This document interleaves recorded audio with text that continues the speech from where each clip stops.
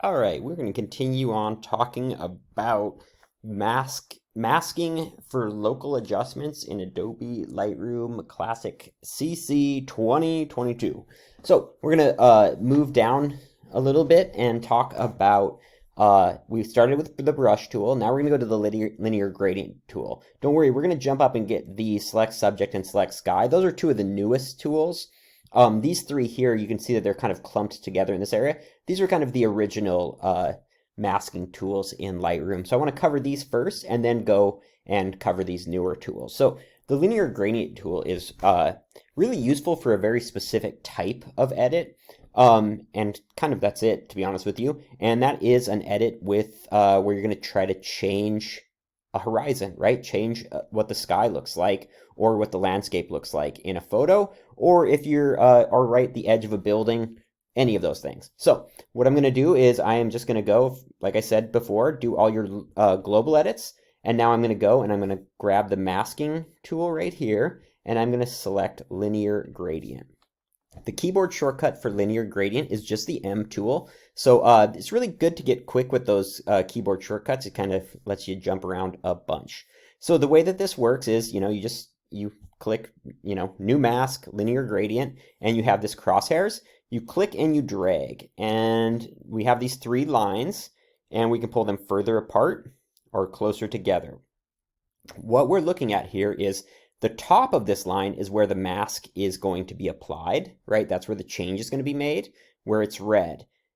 The closer I get these lines, the more abrupt that change is going to be, right? It's going to go from changed to unchanged. There's no feather in that. Where if we go down here, there's a huge feather in that, right? With a landscape photo like this, it's really nice, unless you have like a really hard edge, it's nice to feather it a bit, right? So you can click and drag these further apart, closer together. You can also see that you can grab it by the middle here and move it around anywhere you want, right? So I could bring it up here. I could bring it down there. Notice that the change isn't just between these two lines, right? It continues on above it and below it, right? The further these lines are, the more feathered the change is going to be. So let's actually pull it apart. Something like that. That looks good to me. You can rotate it, right? So if you were doing the edge of a building, you could make it vertical. If we're doing a horizon, you could do it horizontal like that. So now I'm going to pull it up to the edge here. So it's kind of hard to see, but it's fading into the landscape. So I'm going to bring it all the way here. The change is mainly up top here, and then it feathers down. So what that does is it gives it so it's like, right here is maybe a 30% gradient, all the way down to like somewhere in here is like 5%. So if you look at the mask icon, you can kind of see that gradient. If we pull these lines closer together, we see that we can make it a little bit more abrupt, right? See, now it's a little bit more abrupt. That actually doesn't look too bad to me. We just want to be able to blend it in a little bit, right? So I'm going to actually kind of pull it apart a little bit and drag it up like that. So that's pretty good to me. So the edit is going to be onto the landscape a little bit, but that's okay.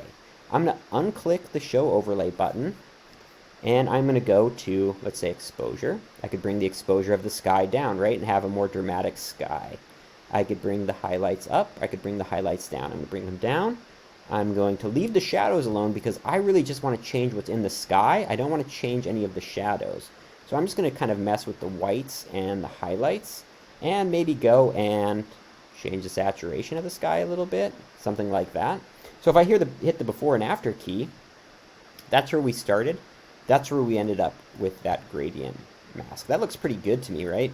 The other thing that you can do is we could go, right, so there's our gradient. We edited the sky how we wanted it. So let's hit this little button, and let's go duplicate and invert this mask.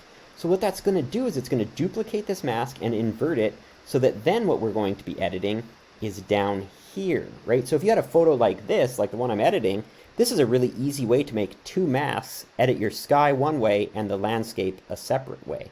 So now we could go there. I could change my exposure of the landscape. I could even make, actually I want to cover that in a later demo. I almost got ahead of myself there. I'm just going to try to change the edit here just a little bit so you can see the difference here. This is already looking quite a bit better to me. I'm gonna maybe take the saturation down a little bit, kind of make the landscape look dead. Kind of like that dead morning light where there's like no shadows. That looks pretty good to me. So let's go before and after. So there's before. That's the photo right out of the camera with global edits in Lightroom. Then I added 2 local edits, one for the sky, one for the landscape, really easily by only making one mask and then copying it and inverting it into this right here. Remember that you can also always name these. At this point, it's not that big of a deal because there's only 2 of them, but let's go landscape. Okay, let's call this one sky. Okay.